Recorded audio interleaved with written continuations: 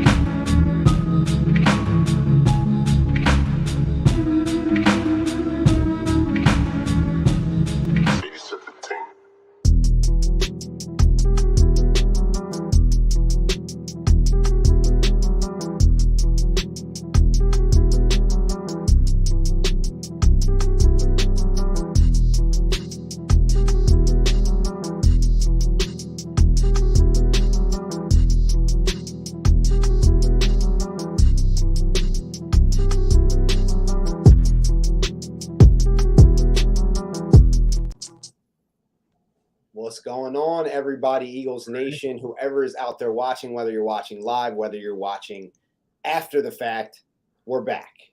We are back. The facts are in, and we are back. This is my co-host / longtime friend, Steve. We used to do videos in 2015 to 2017, I believe it was. After the Super Bowl, we were like, listen, we're moving aside, we're hanging it up. But we're back. We wanted to come back. This is an odd time to come back. Hectic time the last couple years. We moved out to LA in 2016. We did pretty much everything you could do. I'm back in Philly now. Steve's in LA still. So this is the only way we could do a show. And it's apparently the new wave. So had a lot of people on Twitter hitting me up saying, do a show, do YouTube. And we're here. So Steve, I'm gonna pass it over to you. Yeah, I mean, no, we've been talking about this for a while, and we wanted to bring the show back. We had so much fun doing it. 2015, 2016, we went really hard. Those weren't necessarily the most fun seasons, but we were into it. We were filming videos down at the Link at the parking lot. We filmed a ton on our my rooftop in Manayunk, and all those old videos are out there. Views from the Link TV. That YouTube channel still exists. You can find some pretty bad takes up there, but and a first timer here. I'm live. Yeah. Light. He's got the light. I got to step up my setup up. I still got a little Christmas vibes in my apartment, but I'm excited to get back into it, and it's been a long time coming, and it is an odd time to start, but it is an exciting time for Eagles football right now. Yeah. Oh my gosh, it's the most. I mean, we've seen 3 of these seasons in our entire life. And just real quick, just on our first show, I want to shout out some of our biggest inspirations from back in the day. I was going to say we were making videos, E-Rock, Gail, Evan, all them guys from 4th and John, some of my best friends in this thing. And those are the guys that really were riding with us early on. And we really appreciated everything we saw from them. That really inspired us, and I've been watching E-Rock's videos for a long time. So, if you're watching at some point, appreciate you and everybody on Eagles Twitter that was there in 2015, 2016. Big inspiration to us, and in the first show of this, I just had to say that was always appreciated and well respected on our part. And I got it, Justin Bradley, first fan for Real Chip TV. I cannot not shout him out. Have to. I'm loving the content you're putting out and what you're writing for the Eagles. Great to see some of the guys that were watching our videos are putting things out and stuff to what they were doing, and some of the highlight tapes I used to watch, guys are still putting them out. So it's awesome to see everyone's still doing their thing. Yeah. So I mean, other than that, I mean, we might as well just dive into what you guys want to hear. Yeah, exactly. Philadelphia Eagles football is booming right now. Business is booming, Steve. Am I wrong? I mean, one seed home playoff game against the Giants, and you couldn't ask for it. You couldn't ask for a better situation. I mean, what are you? I mean, just initial thoughts going into this thing. I mean, I don't like disrespecting opponents. I really don't, because I think everybody's good, but I'd be lying if I said I wasn't rooting for the Giants. I was at the in the last round, rooting for the Giants to win so we could play them. And I was at the finale to clinch the 1 seed, and there's Giants fans behind me. It's been like all year. Every game I go to the link, I somehow get right next to an opposing fan. It's like every single game, and I've been to every single one. So that's a lot of them. Bad track record. So I'm sitting behind the Giants fans behind me, right? And I turn around and we're kind of jabbing, and there's another guy really jabbing, and I kind of was like, I got to get this guy's back. But I turn around, I'm like, look, it's all love. I want you guys to win. I want you to come back here and play. And I didn't mean it as disrespect at the time, but kind of, I think we're better than them. And that's really what the underlying message. But, other than me thinking that we are better than the Giants and we can beat the Giants, and I'd rather play the Giants than have had to play the Tampa Bay Buccaneers or Dallas Cowboys, I'll tell you what, divisional games, not divisional round, divisional matchups, NFC East, they're tough. They're tough. And you never know what's going to happen. You really don't. And that's, at the end of the day, that's really what it is. Whether we're better than them or not, I was on the shout also Hardcore Sports Network. I was on with Mitch last night. Check his show out as well. I was on with him last night, and I talked a little bit about how, everybody's pulling up all this. Well, we own them, and they haven't beat us in X amount of times at the link and this and that. And I said, look, that's not going to be why we win the game. If we win it, you got to go out there and execute on the field. None of the past, none of their records, none of that matters. I just think that the Eagles are the better team. And if they go out there and do what they should do, they should win the football game. Yeah. And I think in the beginning of the season, heading into the playoffs, if you said you're going to get the Giants in the first round, you take that all day. Yeah. I mean, I wasn't lying. I was rooting for the Seahawks for that upset, but I knew that wasn't happening. The best alternative option was really, you getting the Giants, and you only have to play the Cowboys or the 49ers, and you're at the Super Bowl. So right. You would take that all day at the beginning of the season. Right. You'd probably take that at week 16, 17, 18 as well. So it's a great situation. And, we have a great opportunity. I mean, that's what all the guys are saying in the locker room. And I think all the fan bases feel we have a great opportunity. You have the 1 seed. The playoffs are so difficult now with only one team getting the bye. And it's, you get that 1 seed, it's blessed, and you really don't want to squander that opportunity. 100%. Now, when I'm looking at this game, and, I think as the Eagles kind of, tailed off a little bit at the end of the season, which was, largely due to injuries and down the stretch. I mean, I think the biggest concern that a lot of Eagles fans have is if we were coming into this game 100% healthy, everyone good, I think Eagles fans would have no trepidations going into this. And, if there's any, uncertainty, I think that's where it lies there. So, I mean, how are you, what are you, you're not a doctor, neither am I, but, obviously Jalen Hurts, Lane Johnson, Avonte Maddox, those are kind of 3 question marks of what can we expect from them, do you think, going into this game? Because those are big contributors. Well, I'll tell you what, if the Eagles were fully healthy going into this game, Eagles fans would be absolutely worried about rust. They would be talking about something to be worried about. So let's start Yeah. there. But the thing about it is that every team's going through some injury problems. Every team has a problem. I mean, the San Francisco 49ers are on their third quarterback. Just because he's playing well, no one wants to talk about it, but he's their third quarterback. He was a seventh round pick. He was the last pick in the seventh round. Mr. Irrelevant is on a warpath to the NFC Championship. Very relevant right now. So, yeah, exactly. Mr. Irrelevant is his name right now. And so to me, it's like in 2017, the Eagles weren't healthy. They had Nick Foles. He was, who knew he was going to do all that? Thank gosh. Back there, the newspaper article I have from February 5th, 2018, they did it. Nick Foles and Doug Pederson, who would have thought? Who would have thought, right? So I think with injuries, I think everybody's dealing with that. Every team, the Cowboys have had their injuries. They got some guys back. Leighton Vander Esch came back, made a big impact. So I think getting guys off injury, having them be able to rest, coming together. This team, I think, is so focused in that I don't think there's going to be rust. I don't think there's going to be a warm-up period. I think they're going to come out. Everyone's going to know their job, know what they're doing. And Dallas Goedert didn't play against the Giants in the first matchup. Yeah. So Jalen Hurts didn't have that guy to rely on. And you saw what TJ Hawkinson did, right? So you have that. You have the two receivers, obviously, and they're healthy. So I think there's a lot. And then, you talk about Avonte Maddox being out potentially, but you have CJ Gardner-Johnson coming back. Your two outside corners back. So I think there's a lot to be thankful for, more so than think about a couple injuries and guys coming back. We're in great position. We're in a great position than we have. There's no excuses for me on that front. This team is back to what we were used to seeing in the middle of the season toward the end of the season. And the last month of the season was a little bit of anticlimactic because we were so good all year. And sometimes that happens. And I'd rather that than be clawing to get into the playoffs or backing in when the division's bad. I mean, this team won 14 games, which won the division. But we won the division and the 1 seed in the last week of the season. 18 weeks of football, 17 games now. And it took to the last game to get the 1 seed. This is not a team that went 9-7 and accidentally made the playoffs like in 2019 or like Tampa this year. There's a difference. I have a reseed theory that I thought of the other night while I was walking my dog, and I want to talk about that on the show at some point to remind me of that. Yeah.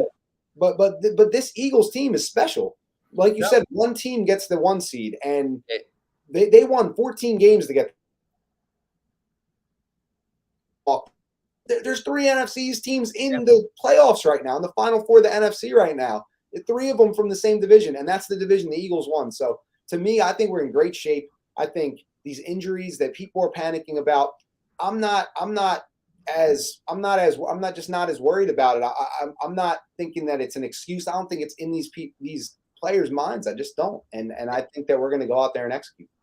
Yeah, I mean, for me, really, it's Lane that is like just because of how valuable he is. He's just such a rock there on the right side, and Jack Driscoll has been playing well. So that is really my concern. I think but again, like you said, our starters, it's been a fairly healthy season for the most part. It's just like a few of these injuries just kind of stacked up at the end where you're hoping maybe some of those, not since you ever won an injury, but maybe those happen beginning of the year. You kind of get some of these backups, some meaningful reps, and they did get some reps at the end of the year, but coming into this fully healthy. But again, compared to 2017, good God, how many of the starters were out that year? Not even Wentz. Jason Peters at the time was playing great. And he goes down, and litany of all these other players. So I think they're in a great spot, and we're just going to see what happens on Saturday night. But they really they couldn't ask for a better situation to be right in front of them. And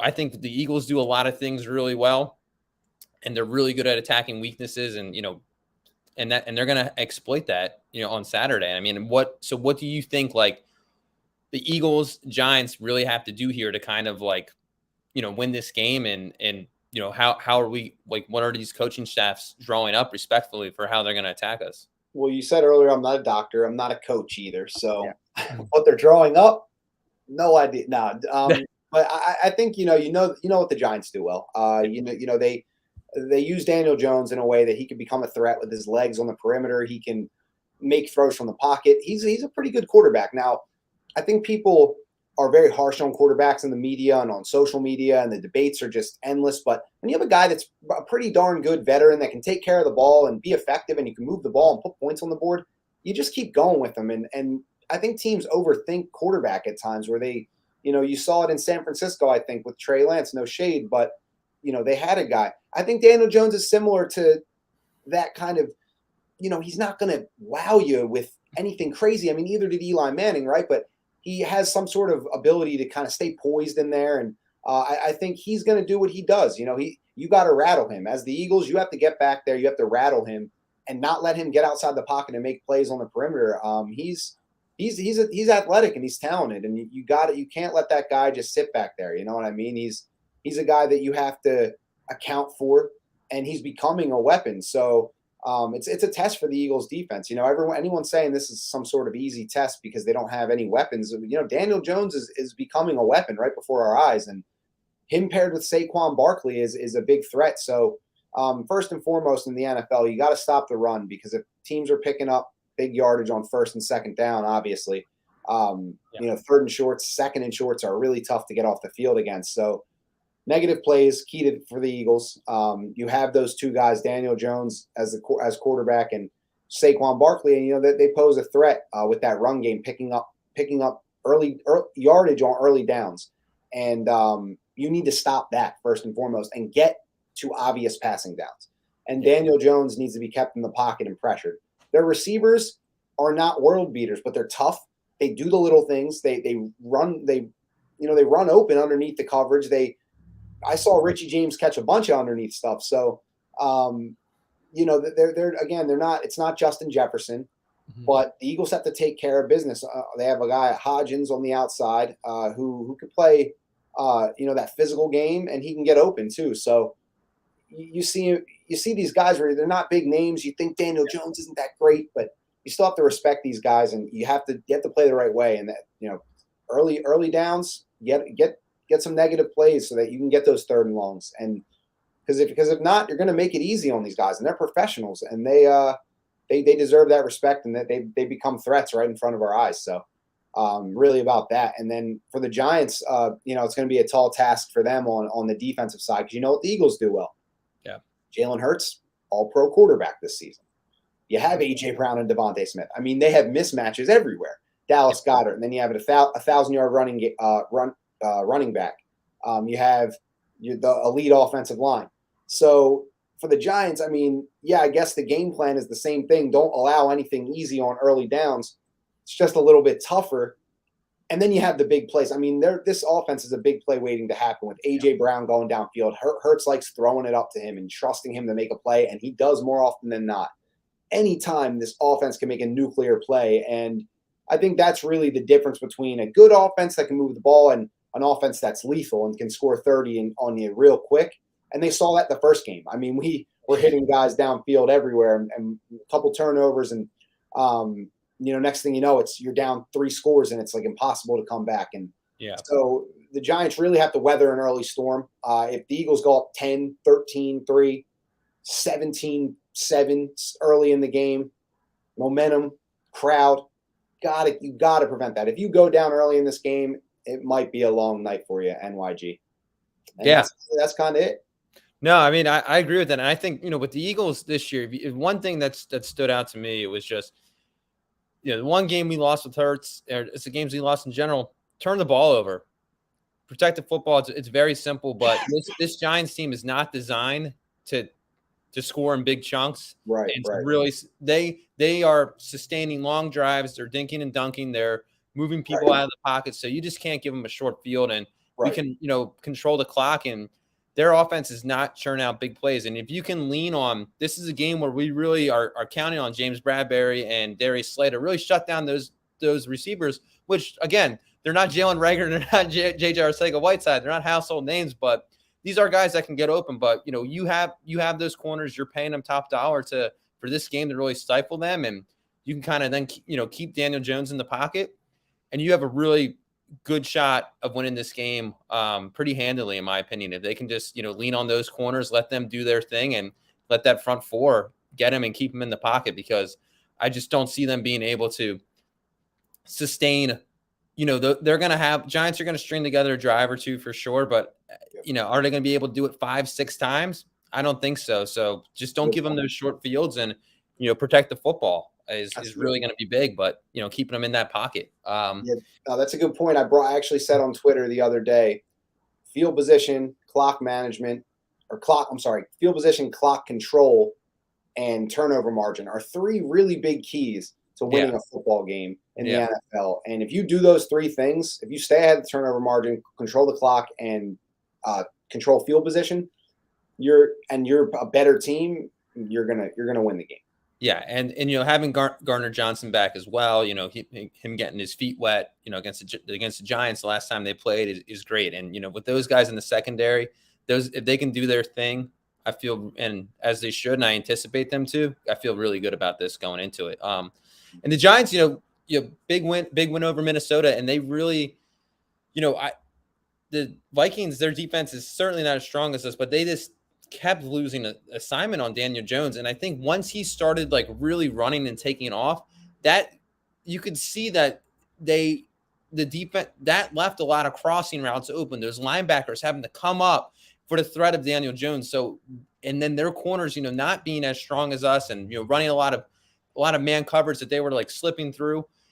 You got to keep Daniel Jones in the pocket, because once he really softened up that defense with those runs, and a lot of those coming on second, third downs where they're extending drives and keeping that defense on the field. And if we can contain him like that, that's to me, that's how the Giants won, is they just, hit his first half of all those rushes really kind of softened them up. And, their D-line, the Giants D-line got so much pressure on Kirk Cousins. He was pressured, really couldn't, didn't have much time to get open. I mean, the tight end definitely got his, but Justin Jefferson only, 50 yards receiving, I believe, around there. So they did a really good, and most of that all came on the first drive. So they did a really good job of keeping them in check. So, again, so we're stoked that the Giants won, and that put a favorable matchup for us for the game. So, as we kind of look into some of the other games, I mean, I know we wanted to go through some of these other matchups. I mean, Niners over Seahawks.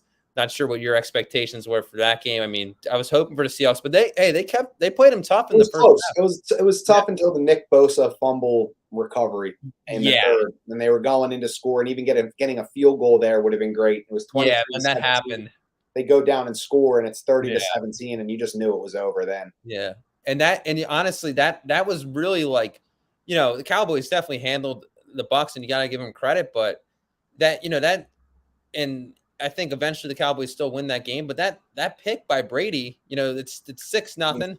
Yeah, as Brett Maher had himself a day. But it's 6-0, and they at least get a field goal there, 6-3, and you're feeling good about it, and then they don't get it there. So I mean, the Cowboys, pretty impressive performance, albeit 8-9 Tampa Bay, and they looked flat. But if you're Dallas, you have to be feeling good. They can't control the injuries that Tampa's went through and all that. So, I mean, they cooked them. I mean, they dominated them. Yeah. Guys. So, I mean, I think the Seahawks had a really good season for where they were supposed to be at. So they should be feeling good. I mean, the organization, not the players. I know the players are upset, but the organization should be like, okay, we got something here. They got a lot of good players.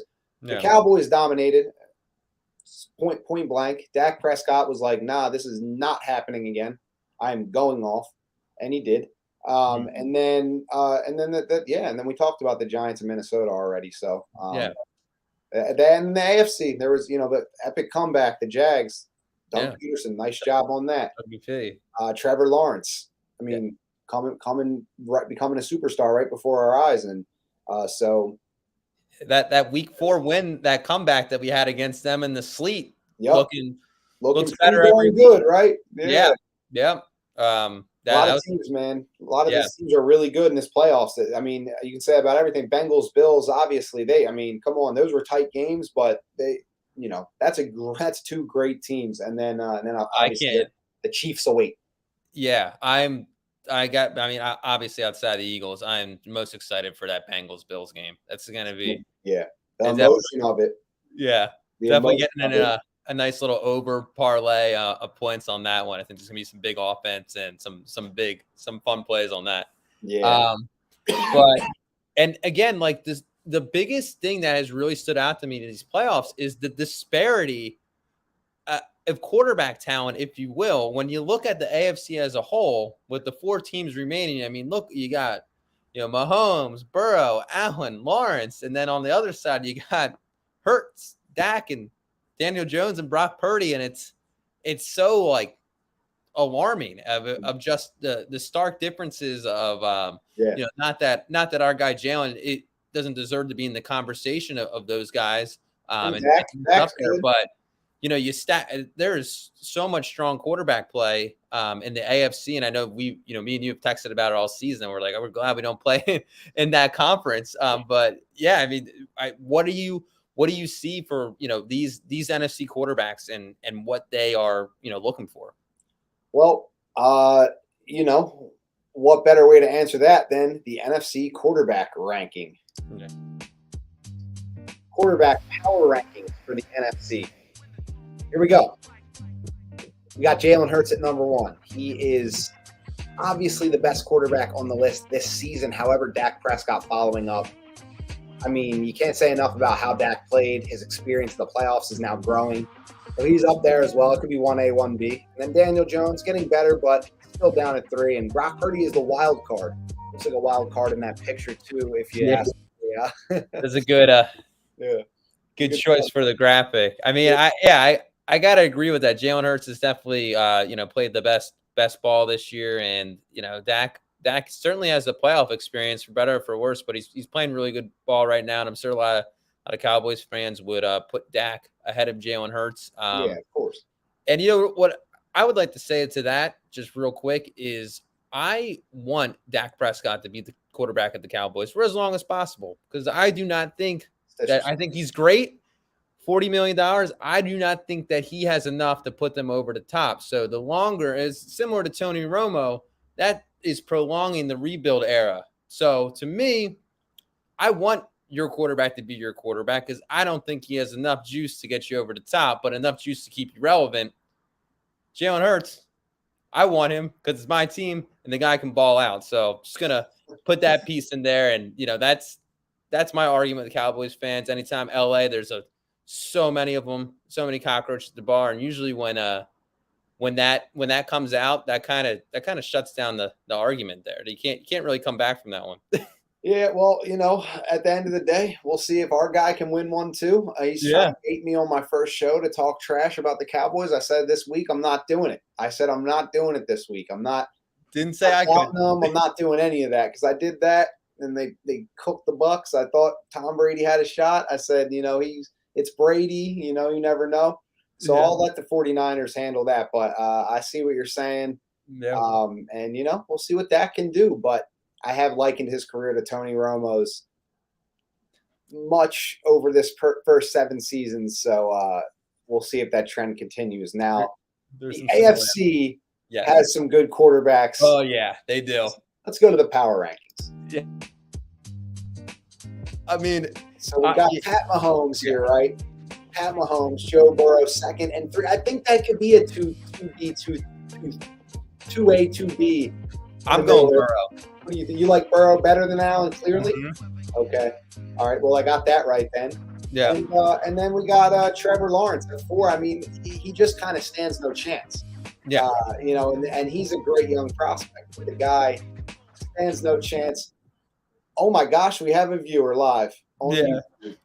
No, we got a couple on Twitter. I think with the with the StreamYard, I think it's just something weird that it doesn't show up. Oh, yeah, because you have to go because it's on my Twitter and my YouTube. But I appreciate the YouTube view. What's going on? I don't know how to really work this thing. Maybe if you commented on it, I could show it. Yeah. They were doing that on the show. But yeah, we appreciate the view. We're getting toward the end of the show, but tune in next week. We're gonna have it'll be up, and it'll be up on YouTube for people to go back and watch the VOD as well. But yeah, I mean, And just one last thing about Trevor Lawrence. It was great to see that comeback. Obviously, Dougie P, but for that guy to go through the number one pick, you get drafted by Urban Meyer and go through that, and for him and Dougie P to put their heads together and just really kind of reinvent, really just change so much, change a whole new offense, and just kind of his first year was essentially a wash with Urban Meyer to come out win that playoff game in such fashion was really impressive, and they should be really excited for the future. I think the Chiefs are certainly going to handle them on Saturday afternoon, but anything can happen. But it was pretty cool to see that Trevor Lawrence throughout the season really kind of get the coach that he deserves, and Jacksonville be excited. Yeah. No, Doug versus Andy, man. Student meets teacher. Gonna be great. Gonna be a great little mentor versus mentee, if you will. So. Yeah, it's a good preview for for the Eagles game as well. I hope at the tailgates that you're at. I hope there's some TVs with the game on for you, because I know I'm gonna be tuning in from LA. Yeah. I'll find something. You know me. I'll be around. I'll get around. Yeah. But all right. Before we wrap it up, prediction for the game. We kind of went through keys of the game, but what do you got? I think it's going to be a good game, especially early on. But I think the Eagles will get off the momentum and get going really early and take a quick lead and not look back. I'm going to said last night on Mitch's show, 26-17 Eagles, something around there. I think we score in the high 20s. We win this game. I could be wrong. Maybe it's a blowout. Maybe it's closer. Maybe, something else happens. But I think it'll be a pretty – it's not going to be something where people are like, oh, my gosh, this is the best team ever. I just don't think they're going to do that. And I think people will still be like, oh, but they barely beat the Giants. Who knows what's going to happen next? But, I think this team just knows how to win. They're going to get it done. It might not be the prettiest thing. Your quarterback's still going to be sore from the shoulder, and he's not going to want to risk too much. He'll find ways to get it done, but I think they just find a way to get it done. And that's just what it has to be. It has to that's what it takes. And I think it's just going to be one of those games where they find a way to get it done and they get a win. Yeah. I think, with how the game's probably going to flow is, the Giants are certainly going to, try and run some clock and, chew up some time. So I think barring a bunch of turnovers by, either team, I expect this thing to be, competitive at first. I don't see the Eagles. Certainly, I don't see the Eagles like getting blown out per se, but I could see the Eagles, really taking control of this game, as it gets in the second, third quarter. And we've seen the Eagles once the game kind of gets flowing. The second quarter they've been lights out this year, and kind of carrying that momentum into the second half. So I got 31-17 Eagles. And I'm excited to see how that unfolds and and really just how this kind of first quarter is gonna play out. I think it's going to be obviously huge for the game, but Giants are definitely have a game plan to run clock and run plays, and we gotta stop them early. Yep, get off the field early. Get off the field early. Cannot let them script drives out and just run clock and keep us off the field. That's the biggest key to beating the Eagles, because if their offense is on the field a lot, they're scoring points. They're making plays and scoring points. So I mean, it's going to be and the Eagles have that big play potential that we've seen, but we've also seen them grind out a 14 play, 8-minute, 80-yard drive. Like they did to beat the Cowboys. The first time they played on this to kind of close out that game. So they have those in them too. So they can hit you the big play, but then they can just wear you down with one of those, and it really has a long effect on the rest of the game. Absolutely. And stay healthy too. Lane Johnson, stay healthy, please. Jalen Hurts. I mean, if any of these guys go down again, it's going to be tough. But I mean, you're absolutely right. And sometimes I wish they would, when they win the coin toss, they'd get the ball, just because they're so good. They can go down and get a touchdown right away. And it can put the pressure on. So it'll be interesting to see what happens. I think, I'm surprised they don't do that more, but I'm sure. We won like every coin toss this year. It's insane. We've lost like 2 or 3. Really? Yeah. So yeah, like we've gotten the ball second half like in way more games than we got it in the first half. Yeah. And there's all this analytics data about why you defer and get the Yeah, ball exactly. out, Every team defers. That's how I know if we win the coin toss or not. Yeah. We've gotten the ball first like 3 times this year. Yeah. So and we scored. So come on. Yeah. Do something different. Do something different. But yeah, I mean, hey, you know what we did, I wouldn't say different, but something different that we haven't done in a very long time. And you know, hop back on the show, watching some Eagles football. So you know, talking Eagles football. So it's been great to be back. You know, we're excited. We're going to keep this thing rolling, obviously, through the rest of the season. But the plan is for the off season as well as you know, keep talking birds. And you know, we've been wanting to do this for a while, and we certainly missed it. But you know, life gets in the way. Moving to LA, lots of different things going on. But yeah, we're excited to bring it back.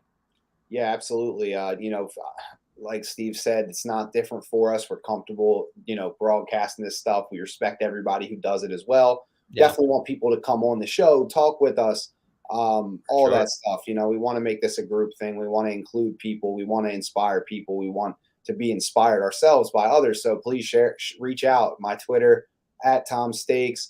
You can follow the channel, subscribe, all that. I'm new to the YouTube thing, so I'm the follow, like, subscribe, whatever, comment. We really mean it. I'll talk to anybody anytime about Eagles football. Comment on my stuff. You know, I'm responding to a lot. People DM me on Twitter. So yeah, just get included. You know, don't think you're left out of conversation, whether you have a big platform or small platform, all that stuff. So we really can't wait to just be ourselves on here and not only learn, you know, about football and stuff, but learn about each other. And, you know, you guys learn about us and us learn about you. So this is just all for the love of everything, interacting with people, talking sports, how it brings people together. So never be afraid to reach out if you know, just want to say what's up or you got a question, anything. So great first show, feels good. And you know, yeah, just tune back in. We're going to do this every Wednesday at 7 p.m. Eastern. Good time for us. And we'll maybe potentially put on a show later in the week as well. Maybe a couple bonus videos. You never know. But we're going to do the Philly Steak Show every Wednesday night around 7 p.m. Eastern. So tune in. Our viewer left. It's all good. We're ending the show. So it was a great show. I love it. Yep, I couldn't have said it better. I mean, the only thing left to say is go Birds. Go Birds, fly Eagles. I say it every ending of all my videos on Twitter. Fly Eagles, fly. Yeah.